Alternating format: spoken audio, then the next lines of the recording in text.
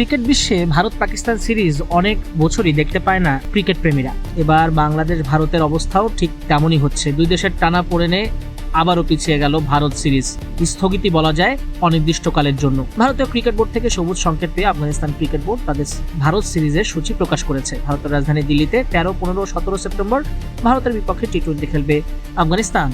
ভারতীয় cricket board আর Bangladesh cricket board ভবিষ্যতে কবে নাগাদ এই সিরিজটি আয়োজন করা যায় সেই বিষয়ে আলোচনা করবে। তবে সবকিছুই এখন থেকে নির্ভর করবে দুই দেশের রাজনৈতিক অবস্থানের উপর। সে অনুযায়ী সিদ্ধান্ত দিলে তারপর বাংলাদেশ ভারত সিরিজের সময়সূচি নির্ধারিত হবে।